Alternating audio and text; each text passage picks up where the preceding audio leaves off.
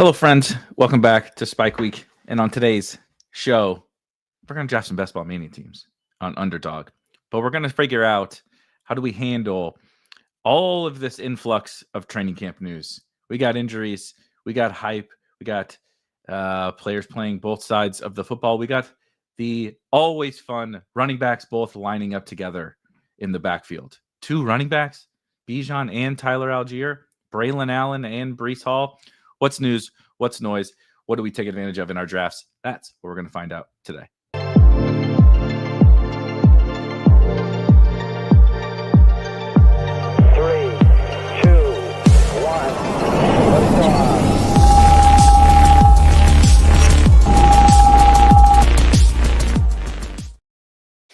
Lots of GMs. Peppertoni is always fimsed.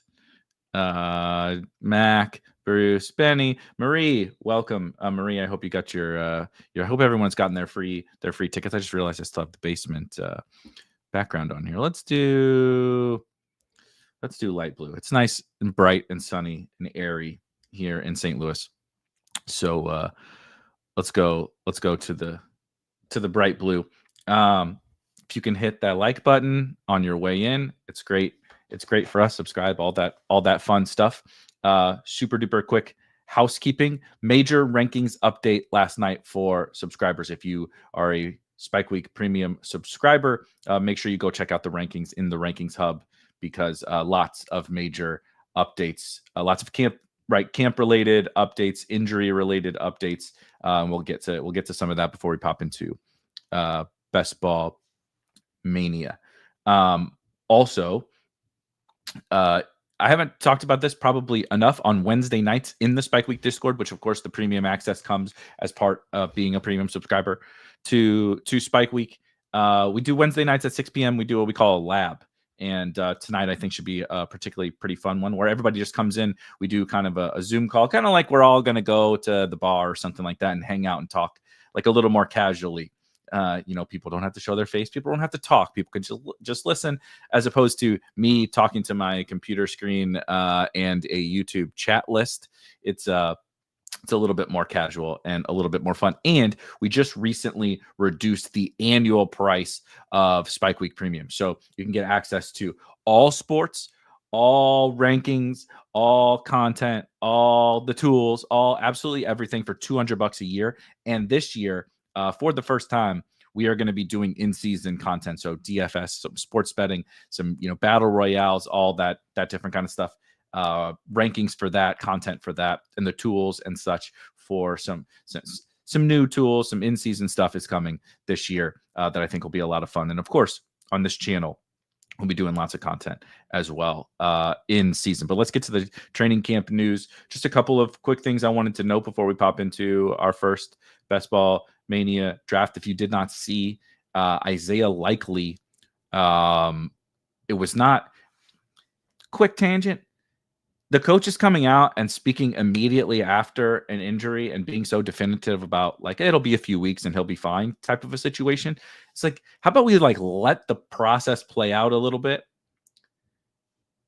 Harbaugh comes out after the Likely thing and kind of makes it seem like it's not a big deal. And he has a fracture in his foot, and it seems like it's going to be okay. But his week one status, the original quote was week one is, air quotes, possible, which doesn't make me feel very confident about week one, especially for a Super Bowl contender who has Mark Andrews, who has Zay Flowers, who has a bunch of receivers. Derrick Henry is probably not like in an absolute rush to get Isaiah Likely back onto the field if there's any even sniff of him not being 100%. So I did very much like Isaiah Likely. Yeah, he's getting surgery, and so they're saying 6 weeks. We'll see what goes on there, but he's gonna free fall, that's for sure. Isaiah Likely, and I think he should. I think these types of situations, which is a lot of the stuff we'll probably talk about today, Darnell Mooney, Joe Mixon, they're all very unique. And so the first thing someone would say is, well, what do we do with the injured players? Do we just draft them because they're going to fall? And the answer is, as always, in everything in best ball, is it depends. Do you take the risk on certain guys with injuries? Chris Godwin falls into this. Brandon Ayuk falls into this. And every situation is wildly different. The caliber of the player, the age of the player, the specific injury, the timeline of that specific injury, how much they're going to fall. Did you draft them before? Do you want to get your shares now? There's so many different things that play into it. But from an Isaiah Likely stance, for me, stubbornly or selfishly, I guess I should say, I had a good clip of Isaiah Likely before. He's going to fall. I had already backed off a little bit of taking him. I have some other guys, which we'll get to, that I'm excited about at tight end as well. So I'm gonna kind of let the fall happen for a little while, and then see what where he settles in. Do I want to dip my toes back in? How does the tight end pool look? So I'm in a little bit of wait and see mode. I would say most often that's my general plan of attack when we get some of these types of injuries, is wait and see. Because if there's anything we know in any situation, this is why we probably shouldn't have been buying Brandon Ayuk at the start of the summer, nor Chris Godwin. And that was probably a mistake on my part, buying Chris Godwin. Generally, these guys just fall. And whether you agree with that fall or not is not really that important. They are going to fall, and you're going to be able to settle it. You don't have to wait for the absolute bottom, because you're probably not going to be able to pinpoint the bottom anyway.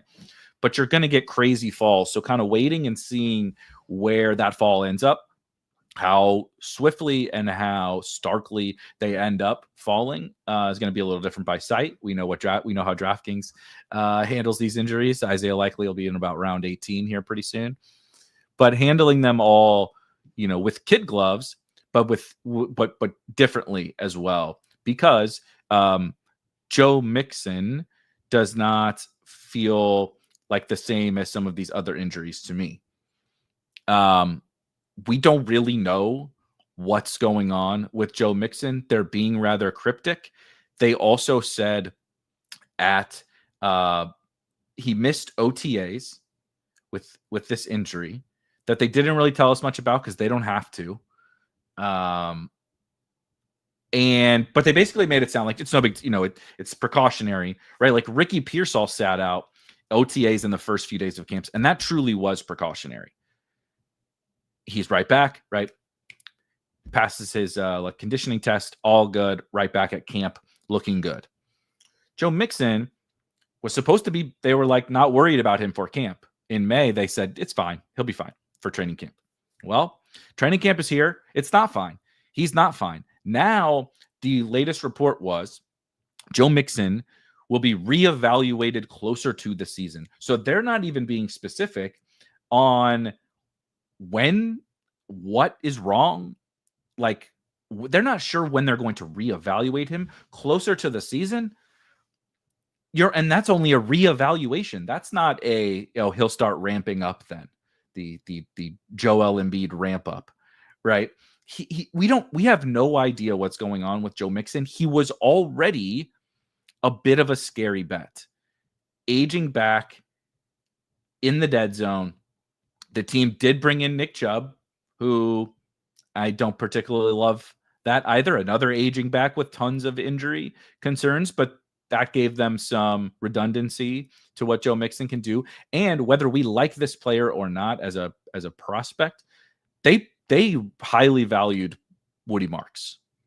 So they kind of made some indications that we need to beef up a little bit around Joe Mixon. Did they have some inclination that this injury thing was for real? I have no idea, but I'm very much not drafting Joe Mixon right now and in wait and see mode. And I am interested in seeing if we can get some good prices, particularly on Woody Marks. Maybe not so much Nick Chubb. The quotes about Nick Chubb have not been awesome, though I can understand why someone might be interested in buying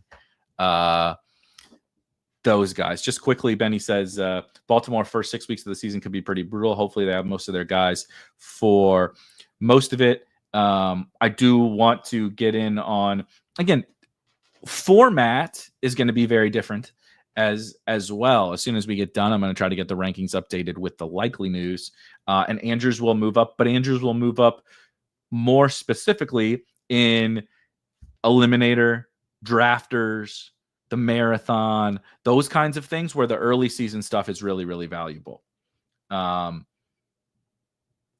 don't know that I want to chase Mark Andrews steam just because Isaiah likely might miss the first part of the season, though it does make him just a little bit more appealing, helps with advance rates and all that kind of stuff. It's a somewhat valuable tool to gather this information on these guys, though much more valuable for early season type stuff in those other formats, of course, than Best Ball Mania. Like Isaiah likely should be fine by Christmas. What does that mean? It can be scary to draft already injured guys because it's very easy for an already injured player to get injured again, to have a setback, to have wasted seasons happen when guys get injured. So proceeding with caution is generally my approach. Darnell Mooney, I also want to make sure to get to here because I guess the injured section today in terms of camp news.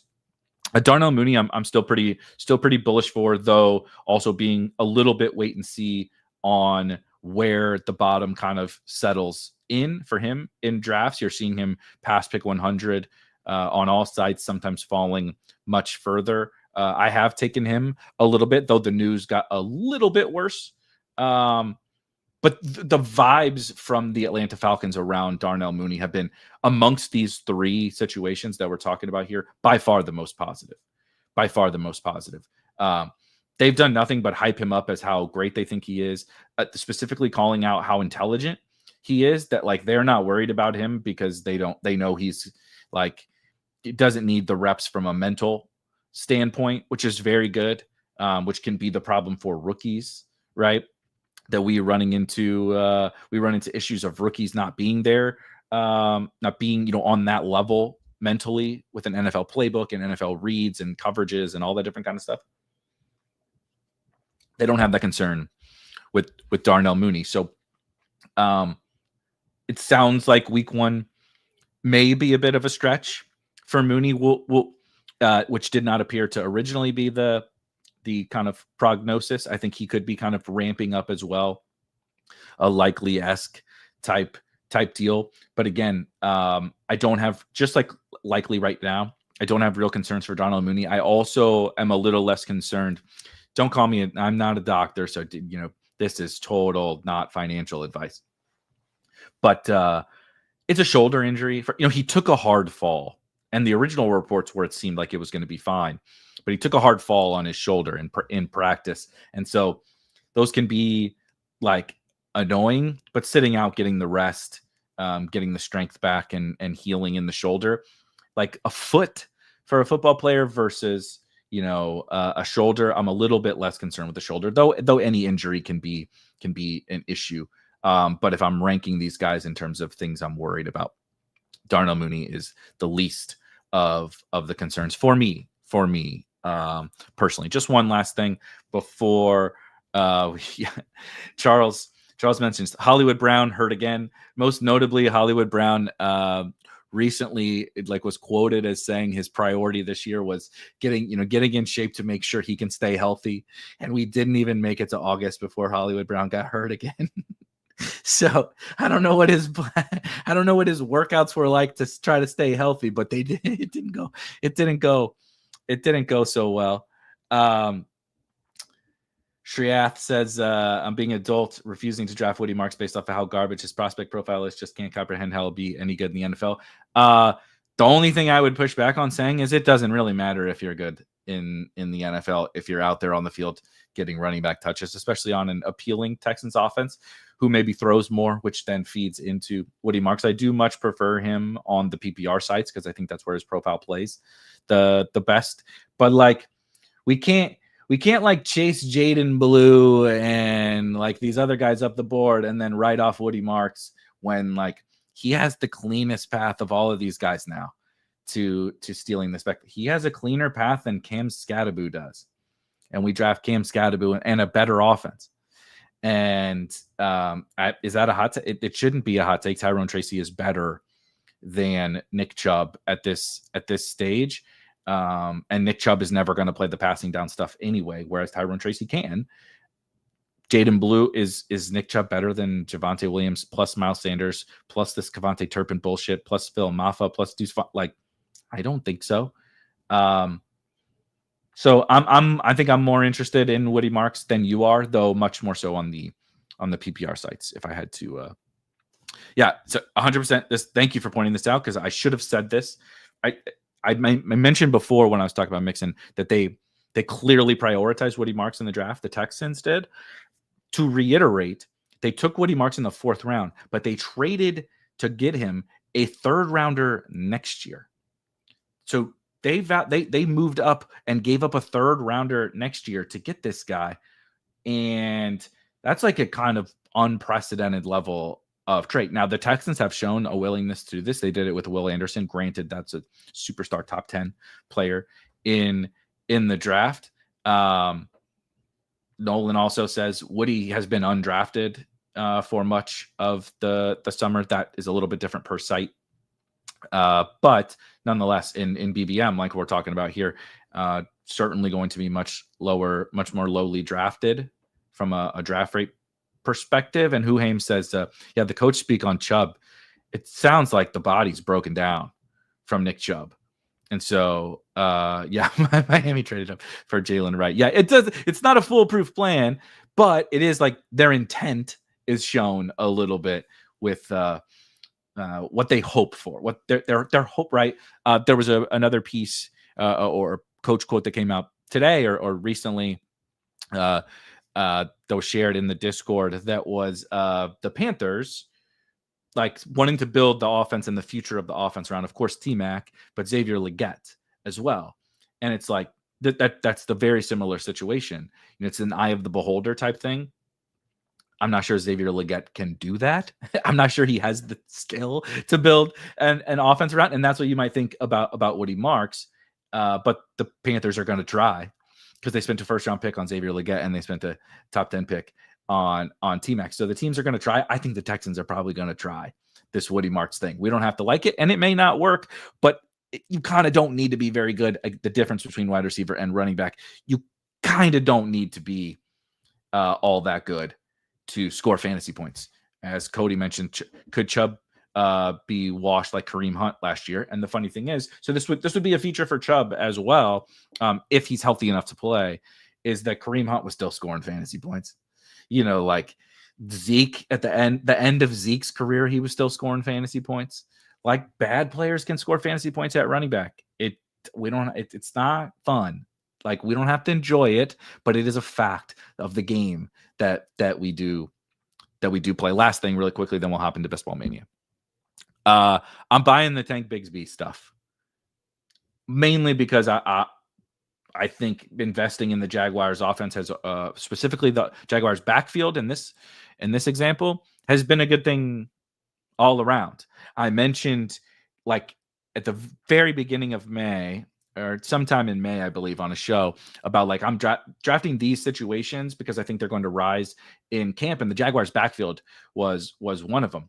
If you got in on Travis Etienne at back then, you got much cheaper prices on Travis Etienne. Now you can back out as Travis Etienne rose. And now I think it's time to buy Tank Bigsby. I think Tootin is kind of still always going to continue to be a buy because we want to see positive things from Tootin, of course, in training camp, but the story isn't over for him. The story isn't over for any of these guys, but the drumbeat around Tank continuing to be kind of the feature, air quotes, feature back in a committee, but the lead back in a committee. There's a kind of a not narrative because that's not the right word because he hasn't been a very good pass catcher in the NFL, but he was a workhorse back at Auburn. He caught passes, plenty of passes at Auburn. Is he a great pass catcher? Not necessarily, but I also wouldn't classify Etienne and Tootin. These guys aren't Christian McCaffrey, so can Tank just be the guy here? Yeah, I think so. And the market has buried Tank up until this point. So I am buying some of that Tank hype so far. But let's go ahead and those are some of the I think some of the most critical It's one of the most critical situations. Let's fire our first BBM here. This will be my 77th Best Ball Mania draft of the summer. Do you think they move Etienne? My general approach to this, which is a little bit of a cheating answer, but I think it's the best way to approach running back trade rumors all the time, is these guys just don't really get traded. Running backs are a dime a dozen. Teams don't really give up assets for, a depth running back. Former first-round pick, Travis Etienne, I get it. But the Jags have an extra running back, but other teams don't necessarily need that. And then they're like, okay, if you don't want him, then cut him and we'll get him for free. You can get a very late round pick sometimes for that guy. But if I were a betting man, I would say they do not trade. That Travis Etienne is a Jaguar, which does muddy the situation a little bit. But I'm not. That's not my prediction. Would not be that they move Etienne, though. It is certainly in the range of outcomes. Yeah, Dallas is collecting former first round picks at running back. So that would be the shining example of course, the Texans now, and the you don't see division trades very often, but nonetheless, the Texans and the Cowboys being two seemingly running back needy teams. Though, again,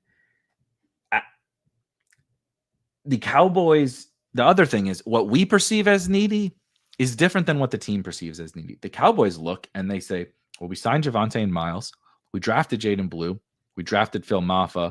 We have Deuce Vaughn. And we like this Kevontae Turpin silliness at running back. And they say, we got tons of guys. What the hell are we going to do with Travis Etienne?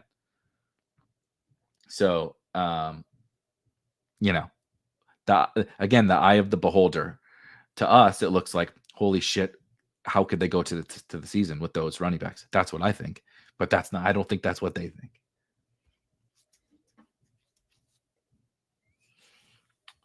Let's see, we are.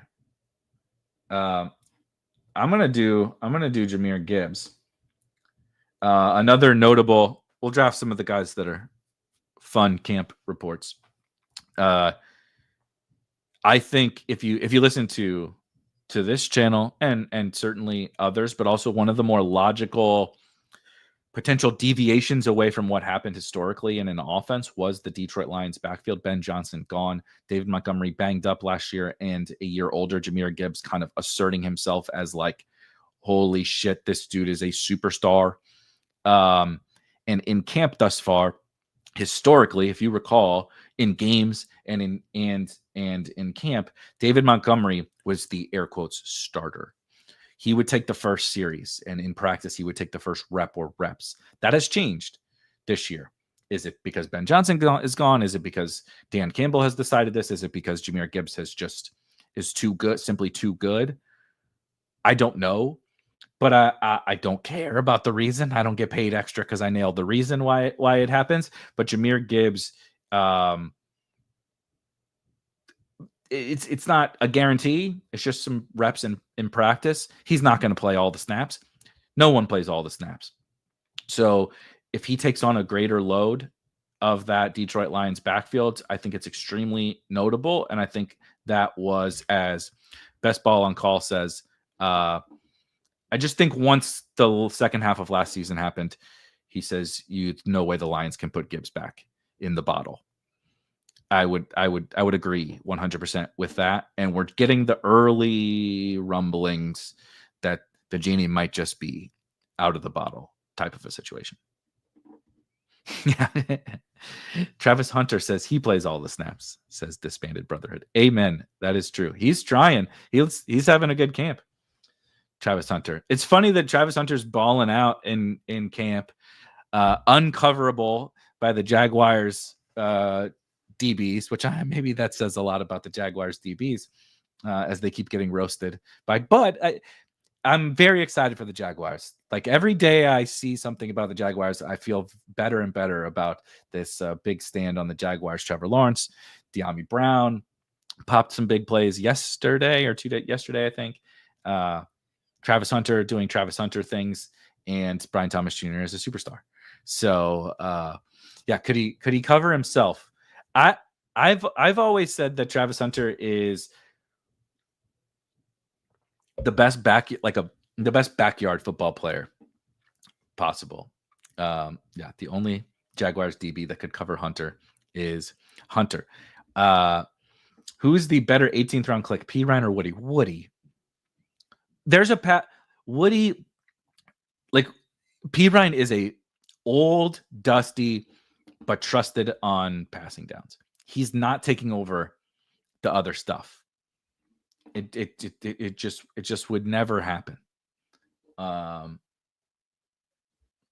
like this Gibbs lad. Hello, that's fun. Yeah, I know that people are anti-Woody, but this is a situation where, remember, so last year we've had this conversation about running backs constantly. I don't mean we, I mean like the community, the royal we, right? The collective fantasy community. We're so stubborn about who we think is a good running back. Like last year, you couldn't draft Chuba Hubbard. Remember? Chuba Hubbard, can't draft him. Undraftable. Not good. Did you see his metrics? He's on the Panthers, this bad running back. Now he goes in the 5th round. You know, like this, there's ebbs and flows to the running back talent, and we get it wrong sometimes. Opportunity is king. And if you can get a cheap opportunity, right? If I have to pay for opportunity with some maybe not so good players, that's an issue. If I'm getting cheap opportunity, I'm more lenient on. I don't like Woody Marks, the football player either, guys. But I'm going to be lenient about that because the path to very real touches and very real upside is massive now. I'm going to do it. Speaking of massive, Marvin Harrison Jr., getting massive, getting swolled up, getting bricked up in the off season. And I don't have Gibbs. I don't have this start yet in Best Ball Mania. Jahmyr, Gibbs, Lab McConkey, and Marvin Harrison. And I'm back in on Marv. Dude, what's Woody needs a cool nickname to get some steam going. The Wood Chopper is funny, but Woody is an awesome. Is it Jaquavius is his real name? Okay, so he goes by Woody because Jaquavius is his real name. Exactly. He has the greatest. If you go, I'm sure it's on your phone too, but use whatever GIF service that you have. But you go in Discord and you pull up the GIF. Go to GIF search and you type in Woody, which it feels dangerous, but I promise you it's not because it's all Toy Story related. There are some elite. Yeah, this is true. This is 100% true. He goes by Woody because of Toy Story. It was his favorite movie growing up, if I recall. That's not a joke. That's what he goes. It's because of Toy Story, which is an awesome story. And absolutely, yes. If we called him Jaquavius instead of Woody, he'd go in round 15. But we call him Woody, so people don't like it so much. But there's incredible like Woody Toy Story GIFs that are, this is exactly what it was. Thank you. DB says he dressed up as Woody from Toy Story every Halloween. So he goes by Woody, which is like an amazing story, dude. That's an awesome story. So you got to move him up the ranks. Even if you hate the prospect profile, you got to move him up around because of the Toy Story reference.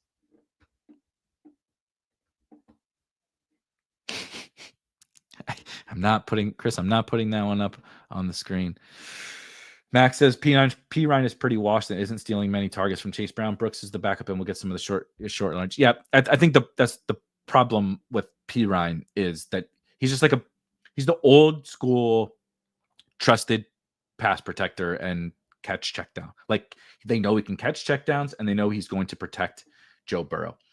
But the days of, I remember the good old days of Samaje Perine going in the 17th round on the Bengals behind Joe Mixon in the pass catching role, but he was good enough still and trusted enough and young enough to absorb he became a workhorse when Joe Mixon would go out. that's not the case anymore. We've seen that in multiple different situations now. So I just can't get around to. I'll do. You guys give me a little. I'll take this price on Xavier Worthy. After, I mean, I trust me. I love George Pickens. I love Jameson Williams. That's who I'm taking right here. Constantly, both getting some positive vibes out of training camp. But this range of wide receiver is awesome. Another reason. A reason last year that I think it's wildly forgotten about. I had a really triggered YouTube commenter yesterday that didn't quite understand the fantasy football analysis from last season, or didn't want to. That's what happens when you're a troll. You don't actually really care about a substance. But last year, a big reason why me and some others were so into the early wide receivers, the non-early running backs, was two things. The range of running backs later was awesome. 7th, right? Chase Brown, James Conner, the Steelers guys we were wrong about. But there's a bunch of guys in that 7th to 10th round range that I don't want to do unstacked Jalen Hurts. So let's do Zay. I have too much Zay with 29% Zay with who? Gibbs. Am I okay with that? I'll be okay with it for now.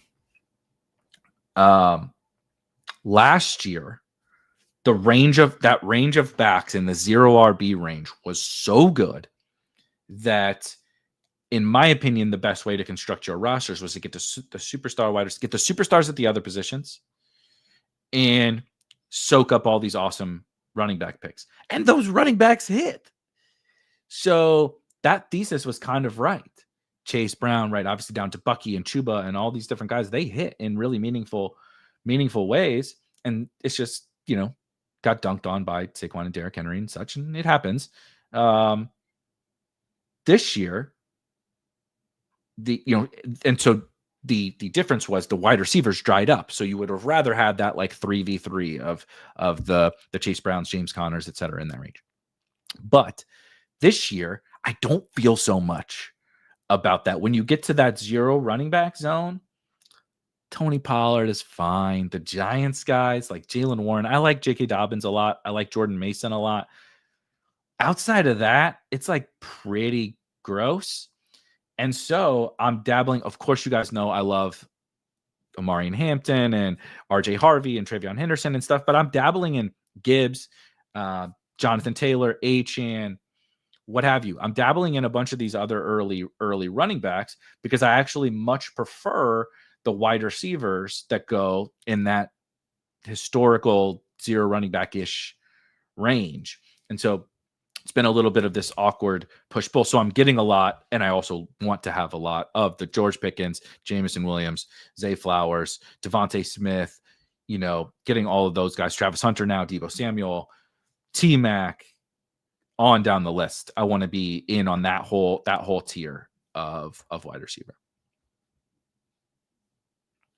I mean, it's a great point. Charles says, "Is Erik an anti?" I'm definitely not anti-0 running back. I also really, really like the late running backs, a ton.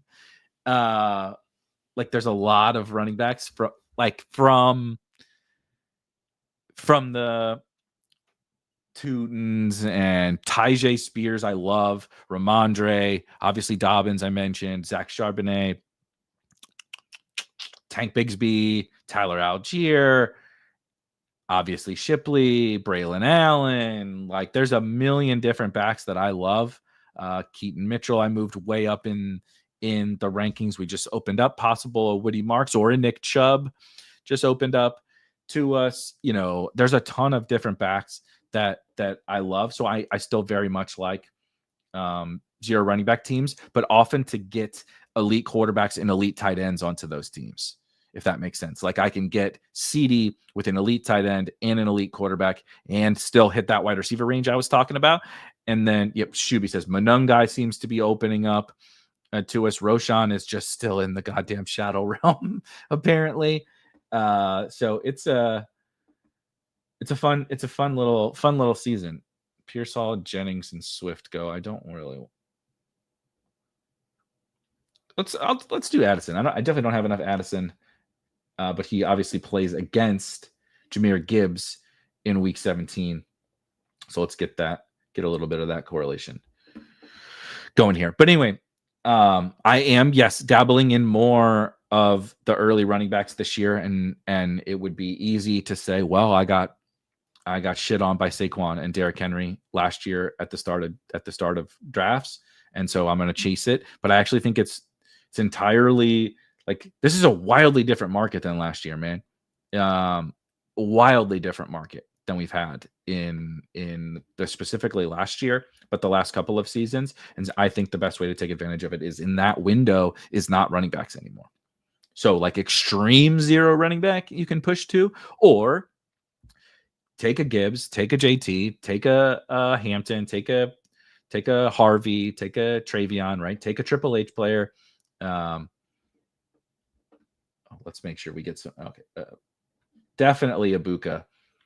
Speaking of camp hype, which we did talk about this last Friday, and moving forward, of course, every Friday will be kind of a camp Friday at the same time, right? I am live, me, Wednesday, Thursday, Friday at 10 a.m. Eastern. Fridays will be kind of our camp recap. We'll talk about it every single day because there's so much shit happening that, of course, it's what we're going to talk about. But Fridays will be kind of that specific day.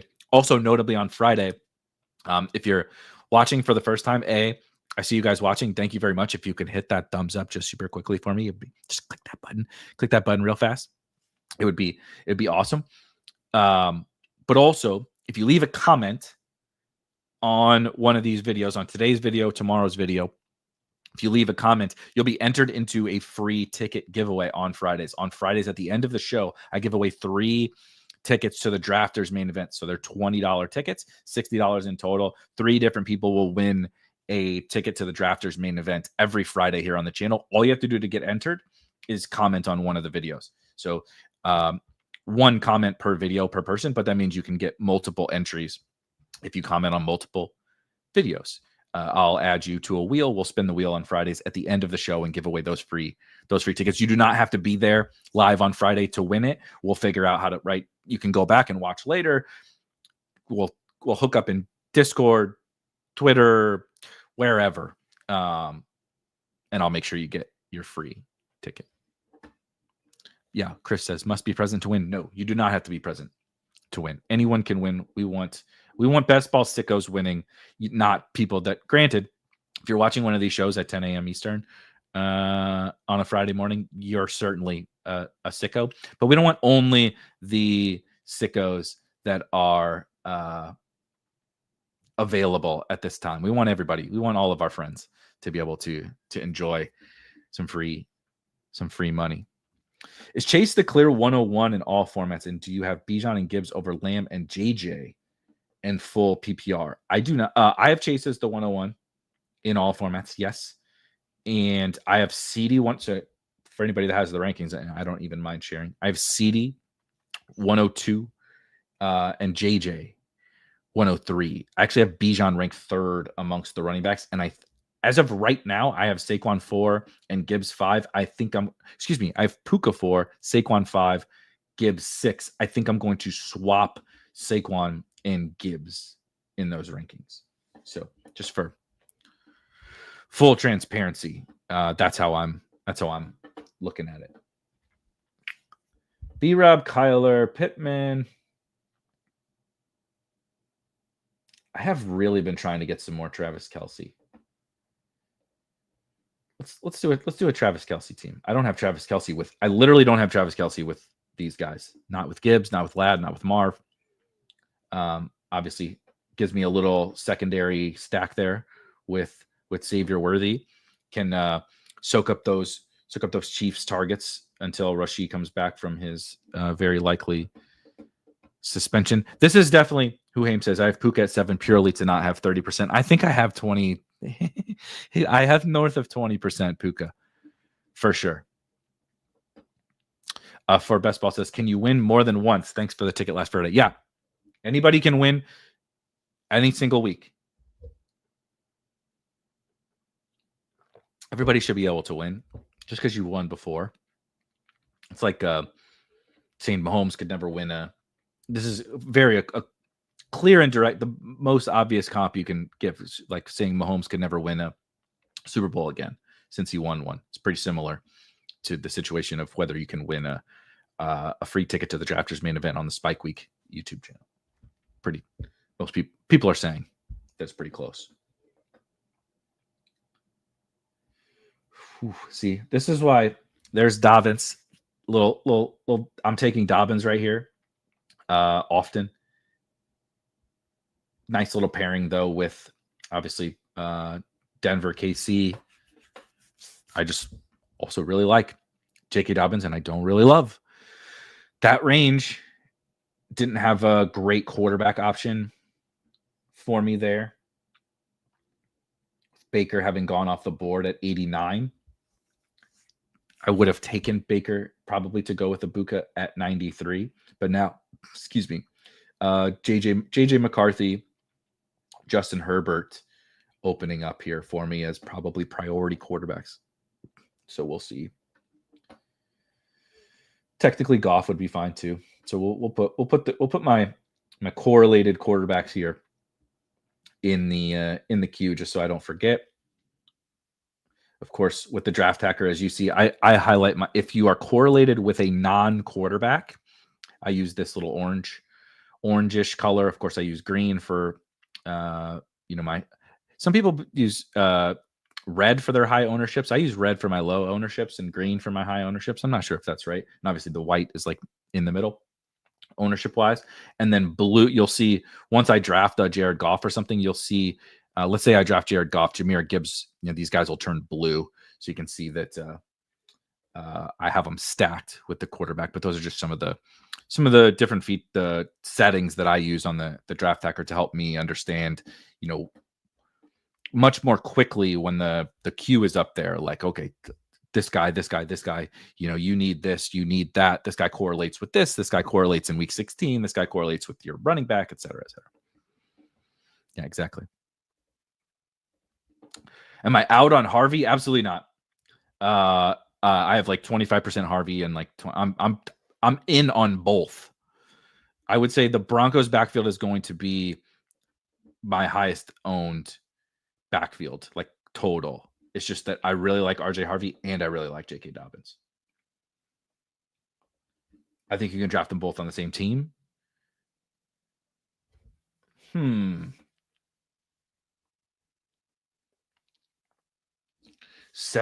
of my lad teams have let's do McCarthy. I do not have much of him at all. Just trying to track some of this exposure. Caleb goes. Okay, the Goff would look fine here.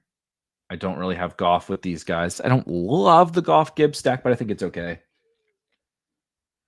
So we'll see. I got outs. I got outs to either of these two quarterbacks, and I'm comfortable with either. The other option something I've been doing, speaking of some camp, how we're handling camp news, I was like all the way out on the nothing can stop me. I'm all the way out on Anthony Richardson and Daniel Jones. But I think I'm going to use I'm going to use some Anthony Richardson as this quarterback room didn't go great. I don't care if he's stacked.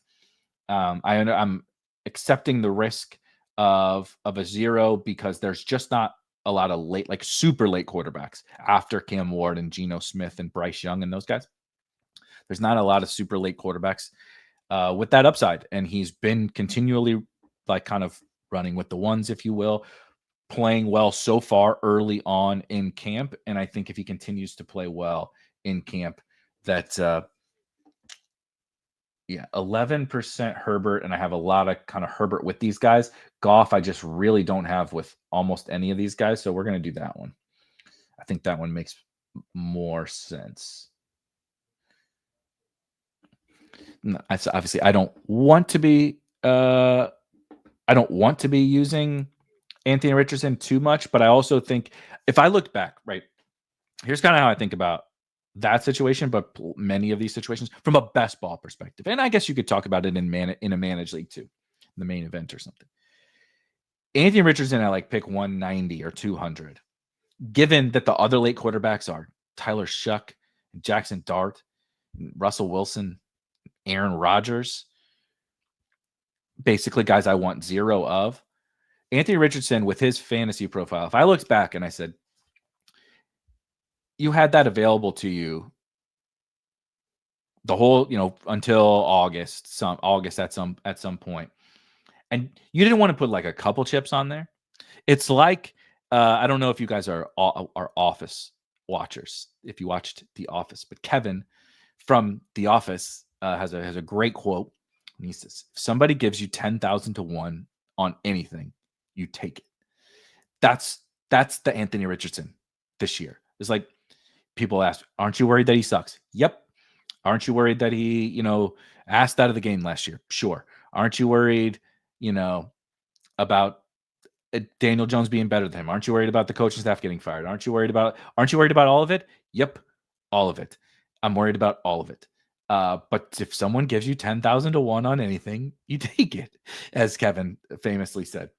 And we're getting 10,000 to 1 on Anthony Richardson. It's like, you don't want to put a dollar on that. Like, isn't it worth it to put a dollar on that?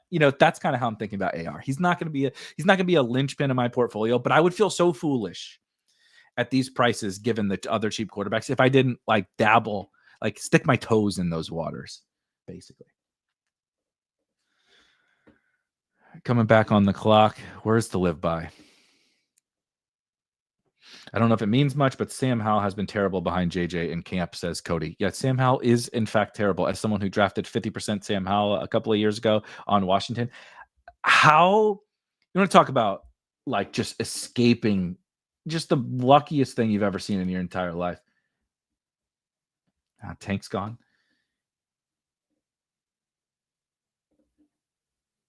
I'm going to do Samson. Yes, I'm chasing Samson up. Quinshon Judkins. Also, the coach speak and organizational speak around Quinshon Judkins doesn't feel great. We're cautiously optimistic Quinshon Judkins will be a Cleveland Brown was the latest. You're cautiously optimistic he's going to be on the team, and that's the positive speak, which means you don't know when he'll get back, and you're not even sure he's going to be on the team. That doesn't seem very good.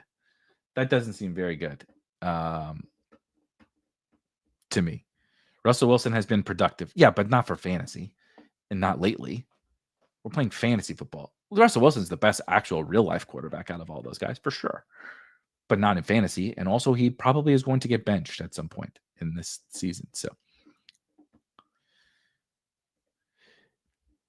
I love Siegel, but man, the Howell. So I drafted, dude, how I escaped alive from that season and had one of my best ball seasons ever was the Sam Howell in Washington year. I drafted 50% Sam Howell that year in BBM. I had the most Sam Howell of any human being on the planet in best ball that year. That's not an exaggeration. And it was awesome. He was great for fantasy. He was very up and down for real life, wildly up and down for real life. But he was good. He was good for fantasy. We'll dabble a little Rachaad White. I really don't love it, but I'm okay. A decent fit on this team.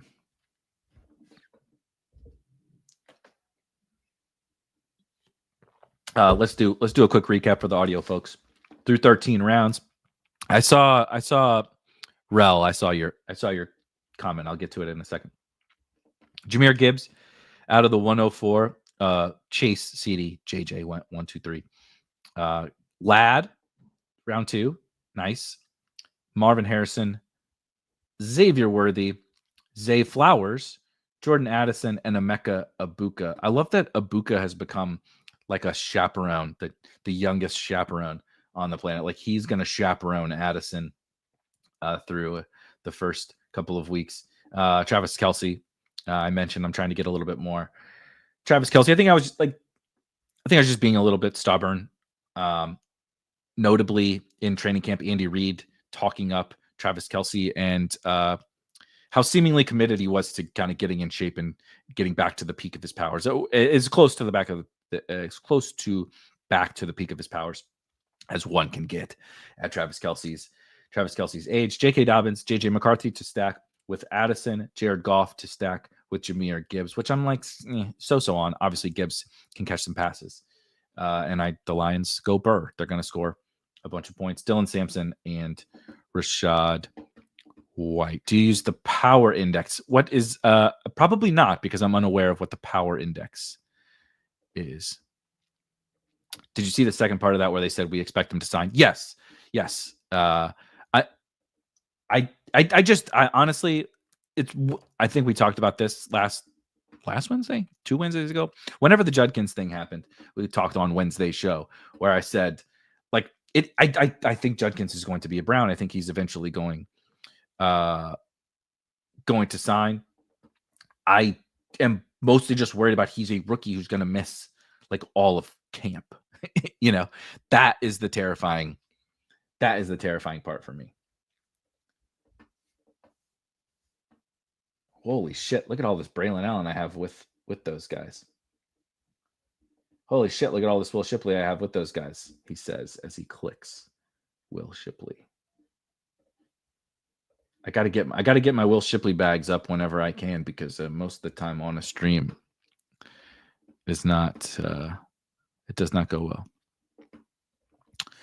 Yeah, Zach Moss was released from the Bengals. Does that mean Taj's ADP skyrockets? I mean, it shouldn't. Zach Moss was already a nothing for the Bengals. So if people react to Zach Moss being gone, I think that it's just an admission that we weren't really paying attention before, because Zach Moss wasn't a thing. They never even mentioned Zach Moss when they would talk about the Bengals. It was always Chase Brown is our guy, Taj is looking good and such, and P. Ryan is our trusted third down back. It's been pretty clear that was the situation for a while now.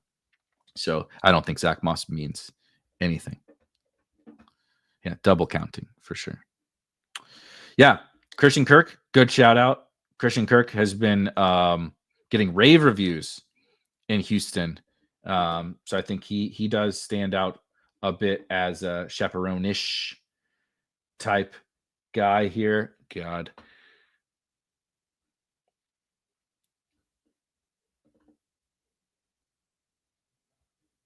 Let's do Dowdle, eh? I just can't do Ford and Sampson on the same team. So let's do Rico Dowdle. Brings us to 2661. Don't worry, I got a little plan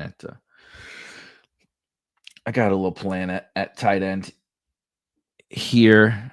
JJ McCarthy and Jared Goff, Jahmyr Gibbs, J.K. Dobbins, Dylan Sampson, Rachaad White, Will Shipley, Rico Dowdle. That's fun. That's a fun room. Lab McConkey, Marvin Harrison, Xavier Worthy, Zay Flowers, Jordan Addison, and Emeka Puka with Travis Kelce. Sometimes it does.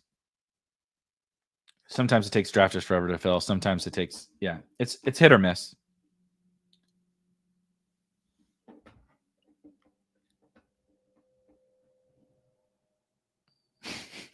Did you see Sampson say he doesn't like being hit?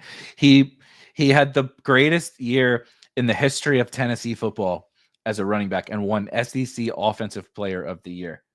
That's so funny. He carried a disastrous Tennessee offense on his back to the college football playoff with the best Tennessee running back season ever. He doesn't like being hit. Maybe that's why he's so good. He runs away from people instead of being hit. Seems like a good thing. Copy paste dates. Love some Dowdle. Best pick on the board. Highest owned at 25%. I like it. Kevin from The Office. Yes. ML literally watched that episode last night. 10,000 to 1. So good. The NFL Power Index is a metric by ESPN to predict team strength and predict future. I don't use it, mainly because that's not the game that we're playing from a fantasy football perspective. The best teams don't always produce the best fantasy results. Especially when we account for price. Oftentimes the best teams are priced up. The best teams also accounts for defense. And playing other good teams, right? So predict team strength and future performance. Good teams playing other good teams. Is that good? Do we want a good team playing a bad team? Do we want a good team, bad team in catch-up mode? So Diami's gone, eh? Then let's get another Jalen Royals share and build out this Chiefs. Just get the full-blown non-Rashee Rice Chiefs stack going here. Jalen Royals, Travis Kelce, and Xavier Worthy.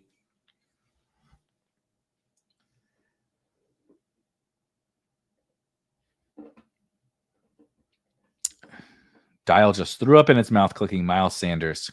And maybe don't click him. You don't got to click him. Phil Maffa's backup. Is the Dyami Brown fall related to people getting on board with Hunter? Seen Brown undrafted. What draft? He wouldn't go undrafted if I were in that room. I don't know. If Dyami Brown is falling, that's stupid. That's very stupid. Yeah, Chiefs team. The Chiefs, I do very much like the Chiefs this year. I haven't been. That's what's crazy. I haven't been on the Chiefs so much. I'm gonna take another running back here. Is Keaton gone? Yeah, Keaton's gone. Let's do Woody. Come on, we can take Woody in the 17th and then take a close out with a tight end in the last round. Let's rock, baby.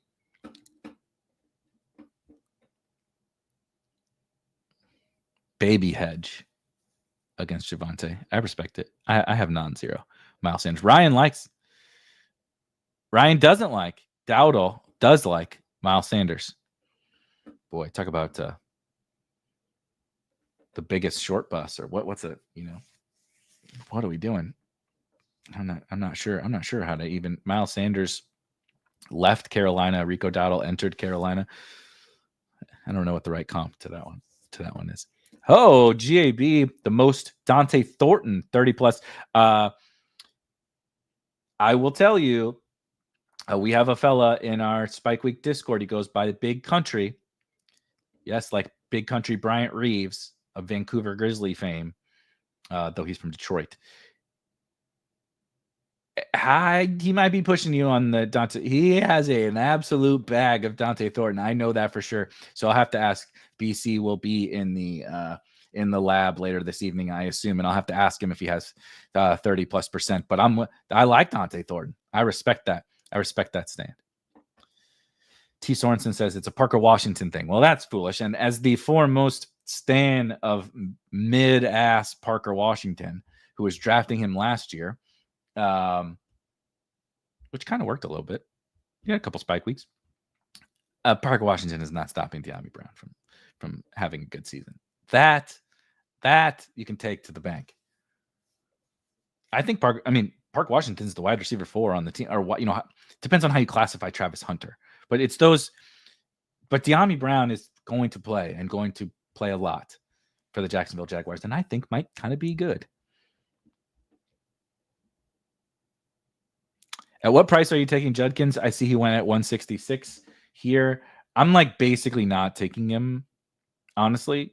I understand why someone might, but I like I said, I'm just kind of sitting it out. Wow, there's a blast from the past. There goes Kendre. A big part of my draft strategy right now. I'm taking Harold Fannin here.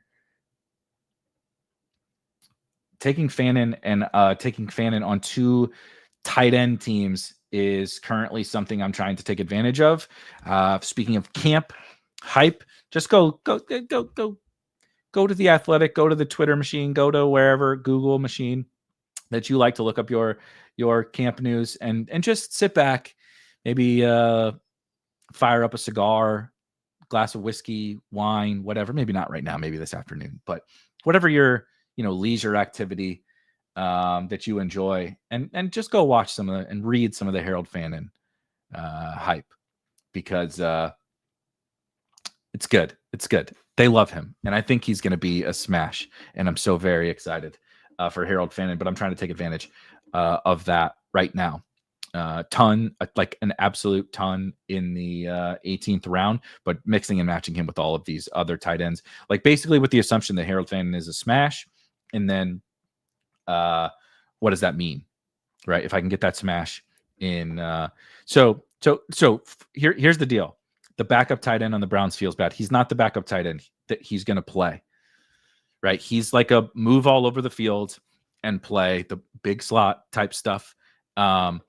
He's not. It's not going to be like he's not Cole Kmet behind Colston Loveland. He's not Noah Gray behind Travis Kelce. I mean, Isaiah Likely as a rookie had some good games, I think. Also, Isaiah Likely wasn't as good of a prospect as Harold Fannin, and he wasn't in as bad of a wide receiver room as Harold Fannin. Yeah, he's going to move around. He's going to get to play. He's playing in the 2-minute drill in week 1 of camp, and he's the most targeted player. He's running with the ones. They're moving him all around. The quotes are basically that they're throwing everything on his plate because they want him to be able to play everywhere and do everything, and he's doing it already. He's going to Deontay left. No, dude. Like Deontay Johnson doing well in camp has me slightly less out. Deontay again. Yeah, if we're doing this, we should do who has the most. Dorito, I assure you that Dorito probably does have the most Harold Fannin in the industry, but I just don't.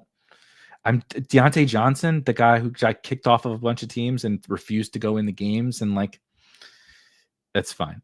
I don't get the point of drafting Dowdle. He only has contingent upside, no standalone value. Well, who at pick 175 has all of this standalone value? Also, Chuba's not going to come out ever? Of course he is. Dowdle was really good last year. The Panthers were a good situation for fantasy running backs, and contingent value is awesome.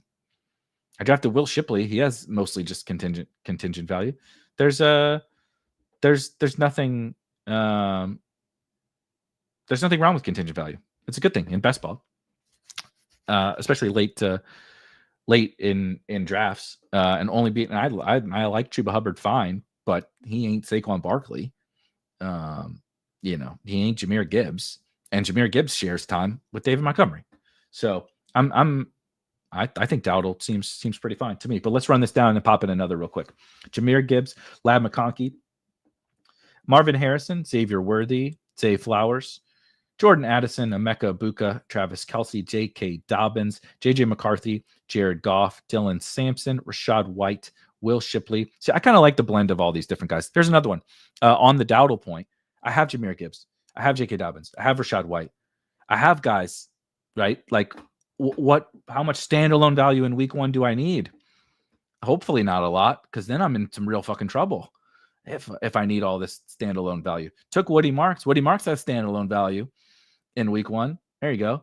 Jalen Royals and Harold Fannin. Let's pop in another BBM here. I don't like that BBM is not on the front page. Is it crazy to think JK could straight up be the number 1 in Denver? Absolutely not. I think Harvey wins out like over the course of, and they love RJ. They're hyping Harvey to the moon too, by the way. I think Harvey wins out over the course of the summer would be like my summer. Over the course of the season. Who gets the first carry in week 1? I think I would probably bet J.K. Dobbins on that. And I think they're both going to play. Ryan says, I guess I'm undersold on his ability. The Shipley contingent value argument makes sense. So my issue, I guess, honestly, I have no problem with that. I'm not entirely sure how good Rico Dowdle is either, though he was quite impressive last year in a not that great Dallas situation. So I could see the fact where, I could see the scenario where actually Rico Dowdle's good. And Chuba's fine, a good player, but not like an insurmountable guy that you can't get any other back onto the field in that backfield. Though I have similar concerns about how good is Rico Dowdle really? I that's how I feel about him and his talent. Not doing any Husky, says GAB. Not at the moment. I'm a little bit waterlogged with best ball drafts at the moment. I'm up to like 700, which doesn't count college football or NBA. And it also doesn't even count fast draft, which I'm trying to do as well. And so just unfortunately, some of the secondary, and because I really want to play Eliminator and I really want to play any Superflex stuff that comes out, which of course on Drafters, there's a new Superflex, a $10 Superflex on Drafters as well. Some of these, the Schnauzer 6 and the Pomeranian and the whatever, like some of those, unfortunately, I don't dip my toes into. Not because I don't want to. All right. So we were talking about Puka before. So there's 21% Puka, and we're going to add to it here. Puka is just so good. So good. Yeah. 1,000 yards with a terrible Cowboys team for Dowdle, but that's my deal with the Husky TAB.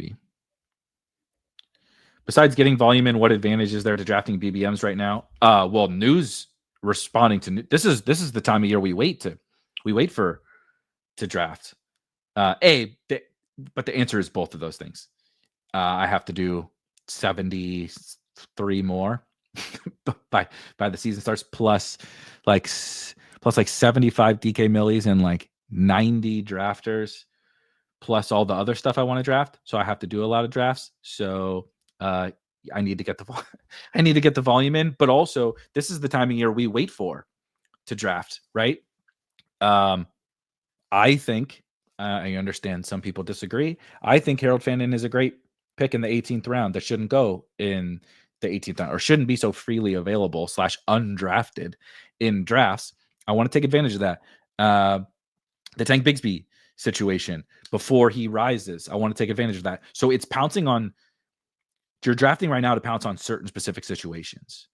Woody Marks or Nick Chubb, or to fade Joe Mixon, to fade Quinton Judkins, to get in before. If you got in before, right? Emeka Buka has already risen around.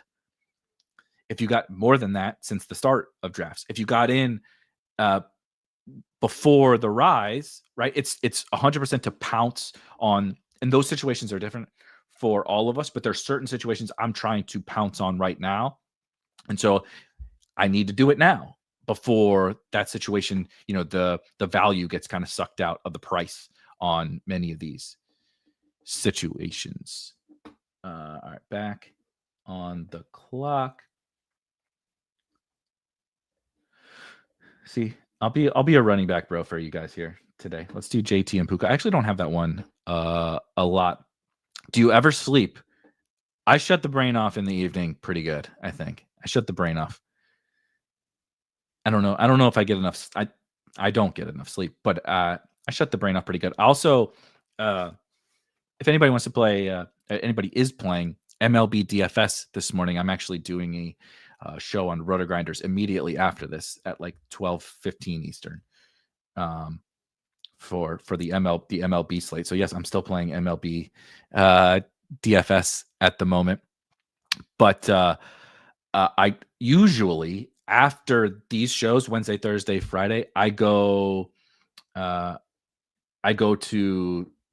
the gym, go play some basketball, go get some exercise in, and kind of shut my brain off for a couple hours. Then obviously walk the dogs. Used to walk the dogs in the afternoons, but it is like 100 fucking degrees here in St. Louis with like 60%. It's ungodly hot right now. So we can't be taking the dogs out then. So like morning time, make my slow picks, take the dogs for a walk, do a show, pop in the gym, then get back to work in the afternoon. So all over the place. Bruce says, have you taken the two Denver running backs on the same team yet? Yes, I actually like this one because I think they can both be valuable as standalones without the other one getting hurt. And then you also have the benefits, right, of ping pong weeks and maybe Dobbins misses some time and Harvey is a smash, or vice versa. Harvey misses some time and Dobbins is a smash. I think, but I think the ability for both of them to be useful at the same time in the same week, not even just in the same week, but like Dobbins plays 60% of snaps in week 1 and he's useful, but then in week 6, Harvey's playing 60% of the snaps and all that kind of stuff. I actually like them both together. I've done it multiple times, in fact. Damn. I'm pulling Hampton up. I don't as you can see, I take a little bit of Davante Adams with Puka. I kind of prefer them separate.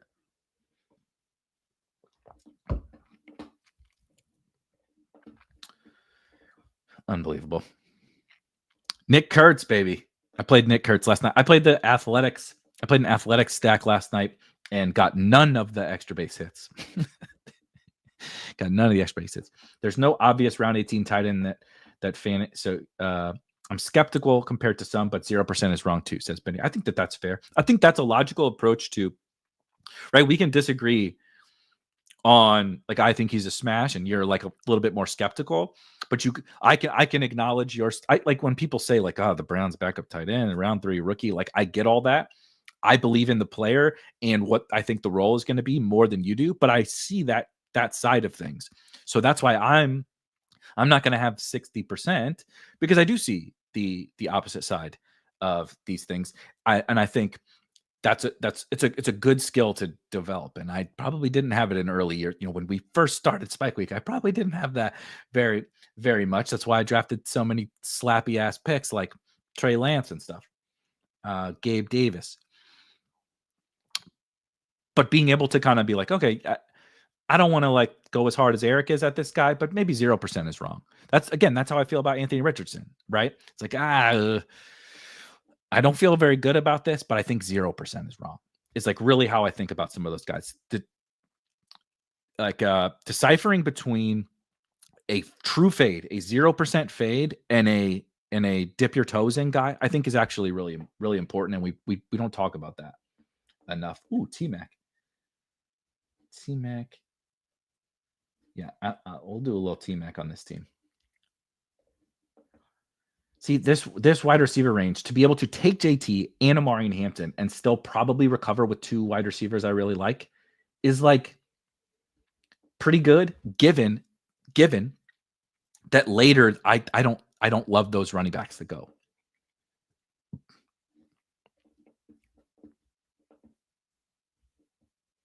Kendrick says, well, when the slow drafts go to 1 hour picks, I fear it. I do fear that as well. I do fear that. 90 drafters in 1 month. Yeah, it's pretty easy. One perk of our tools, like using the draft hacker and stuff, is it makes multi-tabling pretty easy. And it takes like having like just sitting down, locking in and drafting a ton of teams in a draft session for a few hours is not as bad as you think that it is. Joseph says Fannin versus Mason Taylor. Who do you think will be more productive this year? Give me Fannin in that one for sure. I've been in drafts with you in the evening, so I can confirm your brain is off. That is assuredly true. CH says, do you think Njoku gets traded this season? I think it's possible. It reminds me of the ETN thing. I don't think so, no. But is it in the range of outcomes? Yeah. For sure. 700 drafts. Yeah. So I did 1,500 last year. We're not going to get to there. I don't have quite the same time as I did last year. So 1,500 is probably out. But it'll be north of 1,000. It has to be mathematically. So probably maybe more like 1,200 or something like that. Do you reset mentally or with the tools your ownership percentage by contest? As in you have X% of Shipley overall, but 0% in a brand new contest. It depends. In the flagships, I will look at it. In the, like when we get the new Husky or whatever, I just lump it in with my overall exposure. See, like this is nuts, dude. Devontae Smith, pick 55. So I can draft Puka Nacua, T-Mac, and Devontae Smith and still get, again, when somebody asks about like, oh, do you not like 0 running back this year? This is actually an example of where you could also go 0 running back. I could have taken Bowers. Bowers goes at the 23rd overall. I could take Bowers in the 2nd round, and then like let's just say Josh Allen fell 1 more pick to me. I could take Bowers and Allen, still get a 0 running back team, still get these wide receivers, but I have Bowers and fucking Josh Allen on the team, which is incredible. Like the things you can do because of that wide receiver range, and because of the lack of running backs in a certain range, it leads me away from some builds that I've done historically, not even because of any player take at all, because of where the mark. So I guess technically that's technically a player take, but where are the strengths and weaknesses of the player pool is like always the thing that gets overlooked the most every single year. Is like, okay, you like this guy, you like that guy, but what about later? Where is the draft strong at running back? Where is the draft strong at wide receiver? Where's the draft strong at tight end, et cetera, et cetera? And we all have different opinions on where those strengths and weaknesses are, but you sure as shit better be identifying that. Because how do you know? Your early pick should be informed by what you think about it, the whole player pool and what's available later. Did you profit? Yeah. Did I profit from my drafts last year? Like a little, not much. I was profitable only. Like I didn't make the BBM final. I didn't make the DK Millie final, but I made the DK 555 final, which basically helped me. Like that recouped everything essentially right there. But it wasn't like if we account for interest rates and tying up my money for all that time, I definitely did not profit. This looks like a pretty good Chris Olave team. A pretty good Chris Olave with getting it out of the way. Aren't you worried about Chris Olave and his concussions and his quarterback play and the Saints? Yep, big time. But I need to get this ownership up on Chris Olave. He's simply, I don't think you can go wrong drafting really good real life NFL wide receivers. Like kind of full stop. There's subtlety and nuance to everything, but like Chris Olave is good. Kind of let the chips fall where they may and draft the really good football players, at least at a certain clip. Like I'm not going to be mega overweight Chris Olave, but I need to get this number up a little bit.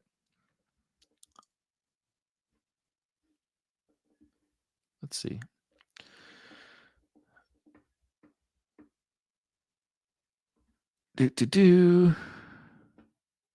Neighbors. Got it. For Neighbors. Yeah, I love Neighbors.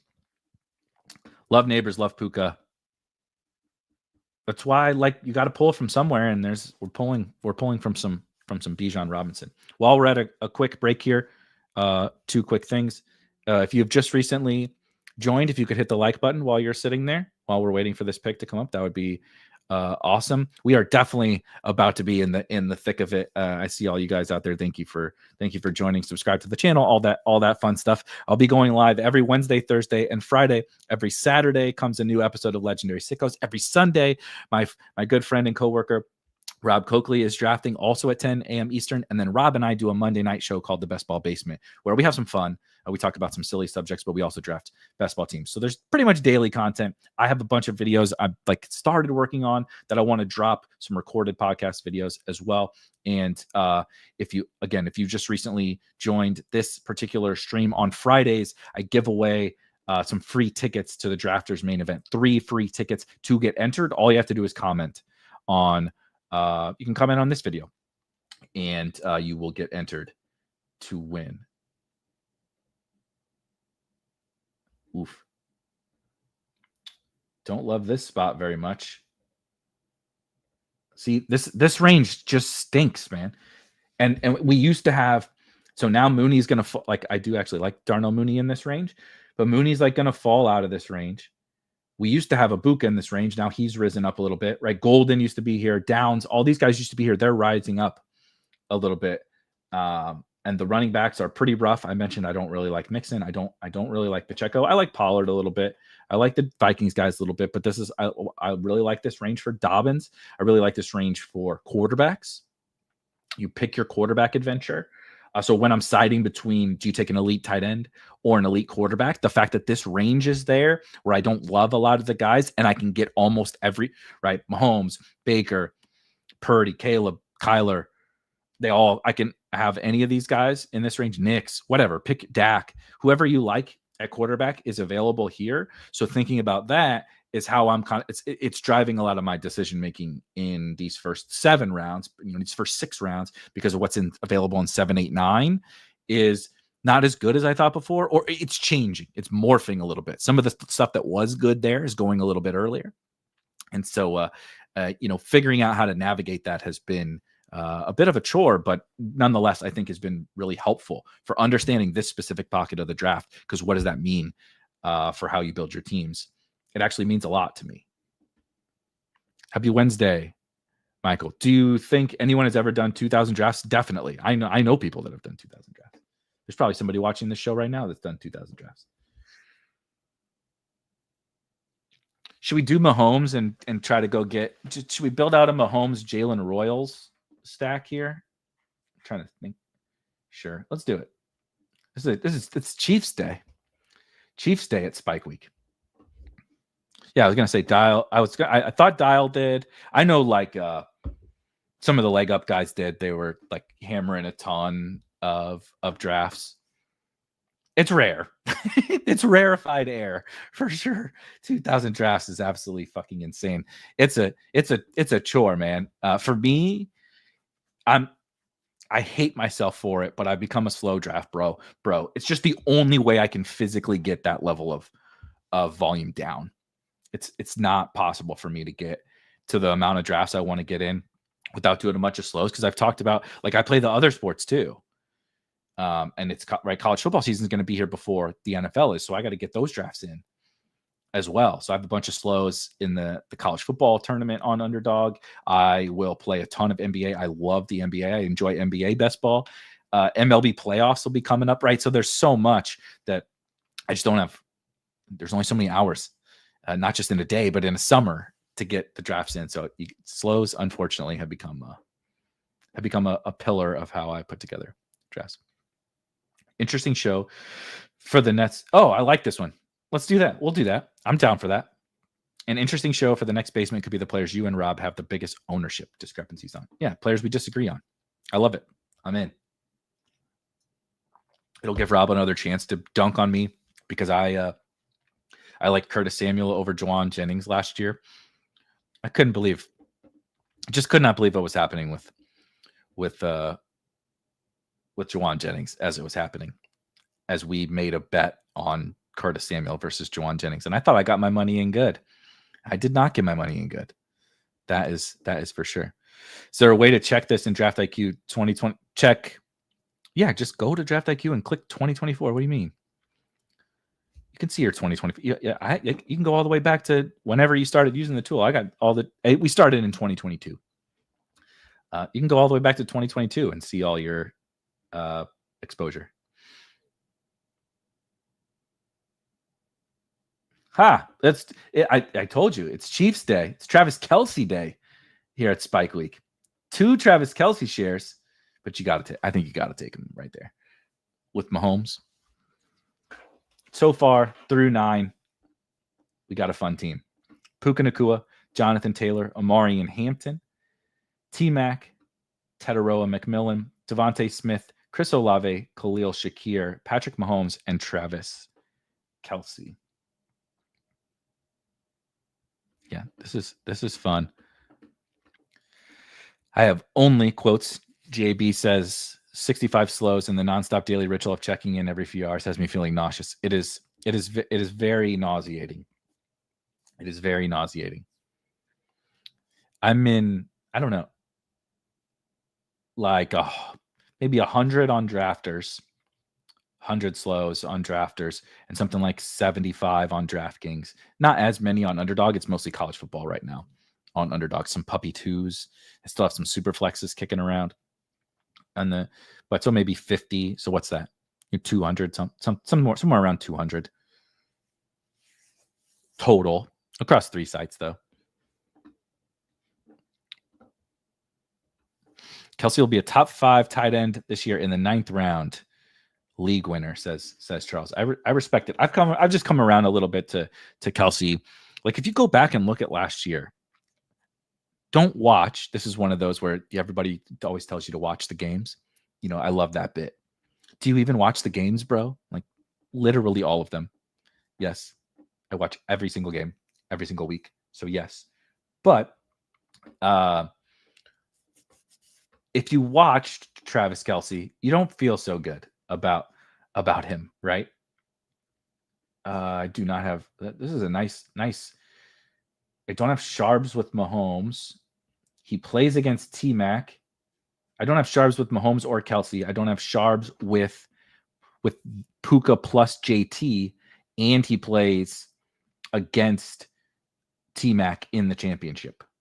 So yeah, another beautiful use of the draft hacker to tee me up that I didn't, kind of a gap in my portfolio. Plus, obviously, the correlation angle is nice. I'm not sure if Travis Kelce is finishing as a top 5 tight end either. But if you do go back and look, I was like full fading Travis Kelce. Until fairly recently. And it's like, man, if he just kind of even does what he did last year, like, would you like that after pick 100? Like, yeah, I think so. I think I would. I'm pairing him. I think what happens, and it happens to me all the time, when a guy disappoints at their price, the report, and specifically easier for the older guys, right? Because part of the reason why Kelce goes where he goes is because the end is near for him in his football career, and there could be another precipitous drop off, right? That the risk is very high with a player like this. But what happens a lot of the time is a guy disappoints at a certain cost, but he may not disappoint like overall, and we often will like punish him too harshly because we drafted him in the 3rd round last year, and he was just not that great for the 3rd round. We'll like overly punish the guy the next season. Again, I'm not saying that's exactly what's happening with Travis Kelce, because there's a lot more stuff going on with the age and people are worried about retirement coming soon and such. But nonetheless, a lot to consider for Travis Kelce, though I think it's possible we're like overcorrecting a little bit. I didn't get him on the other one. I'm gonna pull Tank all the way up here to try to make sure I get some of this exposure. Brandon, thank you a ton for the super chat. Really appreciate you. Says, if you're in a shallow ESPN full PPR, and had the first 3 picks and then didn't draft until round 7, who would be your first 3 picks? Oh, I love this. Did you ask this recently, or did somebody else? Does multiple people have? Somebody asked a very similar question to this last week, maybe? Was it you? I don't think it was you, though. That's crazy. So first of all, this is awesome. I love these kind of like fun little game within a game type thing, like not having another pick until round 7, but having like your pick of the 3 superstars. This one's easy. First of all, I'm going to take a cheating. I'll give you mine. I would take Ja'Marr Chase, CeeDee Lamb, and Jahmyr Gibbs. That's what I would take. However, the goal of what I would do with those first 3 picks is to take 2 of the superstar wide receivers. If you prefer Justin Jefferson or Puka Nacua or Malik Neighbors, I think that's fine. And 1 of the running backs, which would be Gibbs, Bijan, Saquon for me. I would want 1 running back that I can like build my team around, and I'll figure out running back 2. And I would want 2 superstar wide receivers that I'm starting every single week, and I never have to think about it again. That's how I would build the foundation of that team and then start to piece it together thereafter. I'll figure out tight end. I'll figure out quarterback, of course. But the foundation there with that kind of big 3 is how I would build that out.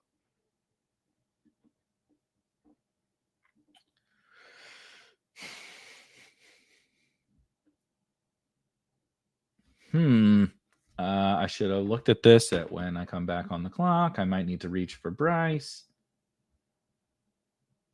I don't need to reach for Bryce. So let's buy the Jags backfield here. Take both Tank and Tootin.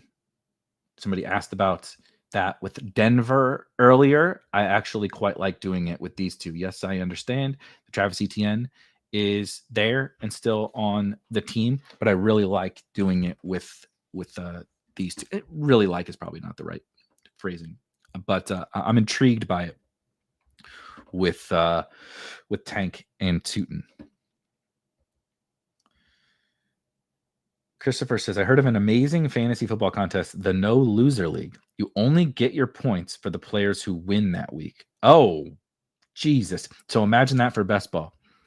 Saquon goes for 40. Whoever they beat, right? So they play the Cowboys. Eagles beat the Cowboys. CD, Pickens, all those guys are useless. That's fascinating. That would be tough.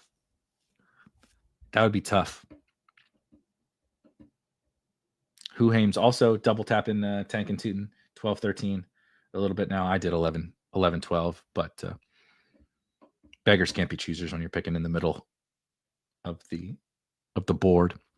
Do best ball drafters ever sell shares or swap action like poker players? Is staking a thing in best ball? Yeah.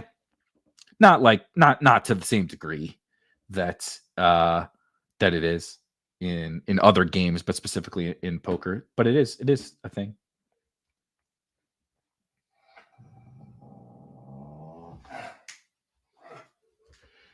Dog's getting growly, shaking my head.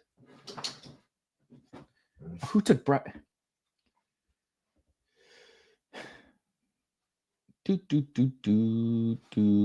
I know people are gonna rant that they want Stafford, but I'm taking Cam Ward here. No. I know what it is. Take Leggett, build out the Carolina thing without Bryce. Use what I talked about earlier, 10,000 to 1, 10,000 to 1 time. So Warehouse says never handcuff Bet and Sweat. So I don't agree with that. I don't take the guys all that frequently, but this is not a handcuff situation, right? A handcuff is Will Shipley with Saquon Barkley, is Tyler Algier with Bijan Robinson, where there is a clear starter who does everything, and then if they leave the game or get injured, the backup comes in and the backup takes the work. Right? Because you're handcuffing yourself. In these situations, these are like committees.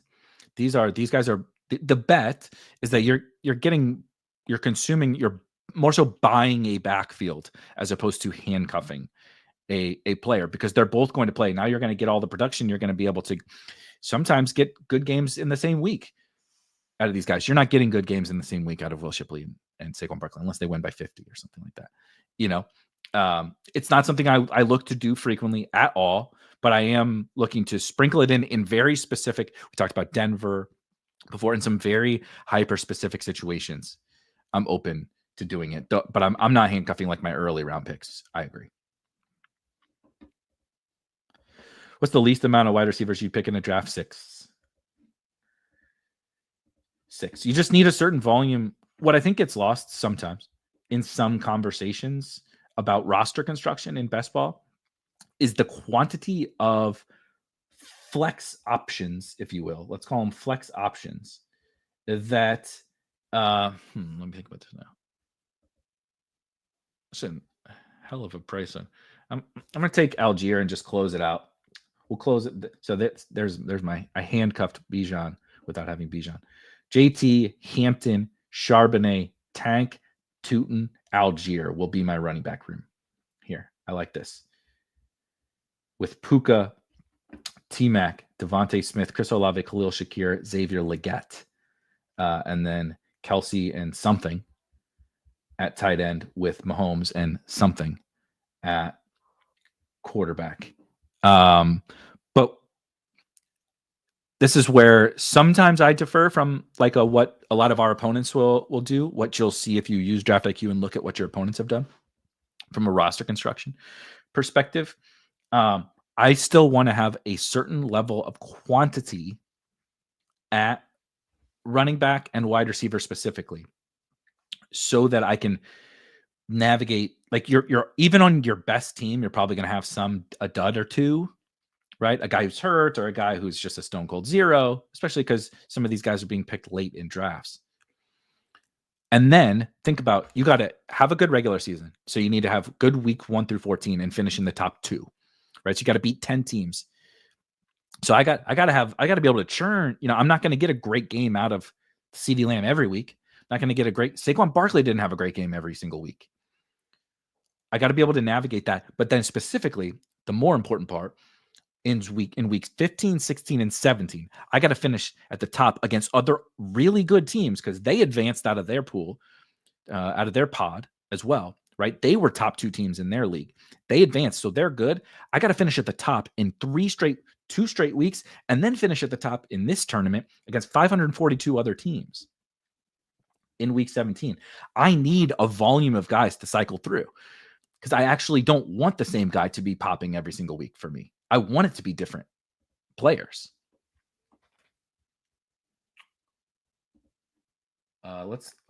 This is a goddamn beaut right here.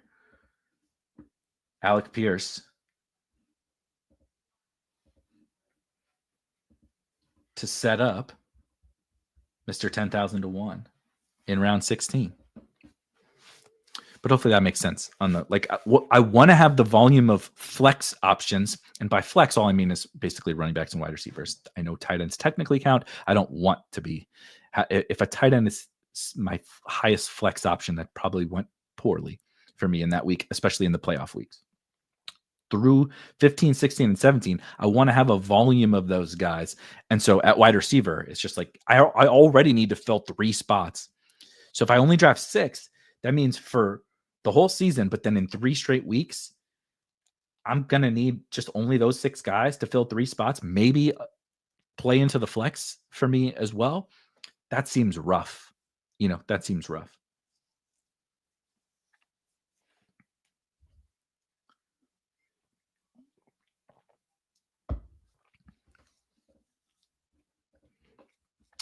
No loser league, says ML. I'd weigh my decisions about 50% based on Vegas win-loss lines. So the interesting part of that would be that's what everyone would do. We would all just go in and we'd say, Eagles, Chiefs, right? Ravens, Bills, Lions, whatever. Take all these top guys, shoot them way up the board. And I think that that's right. But then at what point are you getting insane value on Malik Neighbors? Because they're not going to win a lot of games. But when they win, he's probably an absolute smash. I'm taking Richardson here. So through 16, we got 2 more picks to make. Got to get a tight end and another wide receiver onto this team. But Puka Nacua, Jonathan Taylor. So we're turning it into a Colts little onslaught here, by the way. Puka Nacua, Jonathan Taylor, Amarian Hampton, T-Mac, Devontae Smith, Chris Olave, Khalil Shakir, Patrick Mahomes with Travis Kelce, Zach Charbonnet, Tank Bigsby, and Bashal Tootin, Xavier Legette. So we got some fun Week 17 stuff going on here. Tyler Algier, Alec Pierce, and Anthony Richardson. One thing I really like to do in the draft hacker. So I kind of just almost always keep it up in the team view so I can see like my team stacks here. Mahomes, Kelce, Richardson, JT, Pierce, Tank, Tootin, T-Mac, and Legette, right? Those are my team correlations. But you can also go to when you click, I know you can't see this drop down, but if you go to the playoff view, you can see any of the playoff weeks, but week 17. So Jags, Indy, right? Richardson, JT, Tank, Tootin, Pierce. Got that one pretty loaded up. We need that game to be good. But Seattle, Charbonnet, T-Mac, Legette. Rams, Algier, and Puka. Buffalo, Devontae Smith, and Khalil Shakir. So I have all these outs to these week 17 games exploding through these different little mini correlated pieces, and then of course majorly correlated pieces in the Jags and Colts example there. Why not go a 3 quarterback team here? Are you that confident in A-Rich? No, I drafted Patrick Mahomes, and I wanted that. So it's not about being confident. It's about what the story I've told on this team. I've made my bet.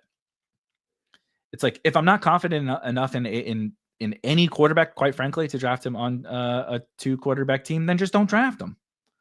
If he fails, he fails. You got 149 other teams to enter in this tournament. I'm trying to hit the nuts. If AR just starts the whole year and is awesome, I don't want the 3rd quarterback. And if he fails, I'm fine losing. I'm totally fine losing. Now we go get Jalen Royals. This worked out perfectly. I understand if you want to shield against it, but like we can always make that case for drafting at all the positions, right? Why draft Why draft 6 running backs? You drafted Jonathan Taylor. Aren't you confident in Jonathan Taylor? You drafted Amari Hampton. Aren't you confident in Amari Hampton? Like, well, I need, we can always make that case. You draft, like, people are drafting 3 tight ends. Aren't you? You're not confident in that top guy. It's like push pull. My goal is to win the flex and build a bunch of teams that, I don't really want to have 3 in 18 rounds. I really don't want to have 3 quarterbacks. I understand there's a lot of other places that are drafting the 3 quarterbacks. That's not how I'm playing it this year. My goal is to win the flex. So I'm going to theoretically hit on those quarterbacks, right? I've made my case. Over 1,200 teams, I'm going to have 1 or 2 that it worked with my 2 quarterbacks. I'm just going to go get Fannin again here, guys. I know we don't have to talk about him again, but we're rocking some Harold Fannin teams today. But that's like that's my thesis, my strategy, how I'm playing it this year. With everyone else drafting more quarterbacks, I'm going to draft fewer, and I'm going to have more opportunity to beat them in the flex. Is my general premise to how I'm playing it. And specifically in weeks 15, 16, and 17, I want to have more bites at the apple at 6 roster spots instead of just 1, right? Am I that confident in Anthony Richardson? Nope. But this team needs him to be good. If he sucks, okay, moving on, right? Because I want to win the flex, and I'm in the scenario in which Anthony Richardson is good. I don't want that 3rd quarterback. I have Mahomes and Richardson, right? But in weeks 15, 16, and 17, even when you have Jonathan Taylor, you got to fill a flex spot. You got to fill 2 running backs, 3 wide receivers, and a flex spot. I want to have a quantity of players to be able to do that. Doesn't mean it's wrong to take 3 quarterbacks on that team. I have 3 quarterback teams, but there's a cutoff for everyone that's a little bit different. And I'm just playing it just a little bit slightly different, mainly because of how I see how my opponents are playing it. And I'm going to try to exploit that by, again, focusing on winning the flex. Let's run it down, and then we'll get out of here. Hit that like button on your way out, and remember to drop a comment if you want to be entered to win a free ticket to the Drafters main event on Friday. At the end of the Friday show, I go live every Wednesday, Thursday, and Friday at 10 a.m. Eastern. And at the end of the Friday show, give away 3 free tickets to the Drafters main event to people who commented on the show. So we drafted out of the 107 Puka Nacua. Who doesn't love Puka? JT and Amari Hampton as kind of our superhero running back build. 2 running backs to kick off in 3 rounds. Tetaroa McMillan, Devontae Smith, Chris Olave, Khalil Shakir, Patrick Mahomes with Travis Kelce. Another freaking Travis Kelce team. It was Travis Kelce and the Chiefs day on Spike Week today. Zach Charbonnet, Tank Bigsby, Bashal Tootin, Xavier Legette, Tyler Algier, Alec Pierce with Anthony Richardson, and Jalen Royals to go with Mr. Patrick Mahomes, and of course, Harold Fannin to close it out. That's going to do it for me. If you're playing some MLB DFS, you can come check me out over on the Roto Grinders channel here now. Hit like, hit subscribe on your way out. I appreciate you guys. I will see you guys tomorrow. I appreciate you, Michelle, for enjoying the content, and I'll catch you guys tomorrow at 10 a.m. Eastern. We're going to spin the wheel and do some fun wheel drafts tomorrow. I don't know what the strategy will be. The wheel will decide tomorrow here on the channel. But everybody have a wonderful, wonderful Wednesday. Stay cool out there. Stay cool, as everybody likes to say. And I'll see you tomorrow. Peace.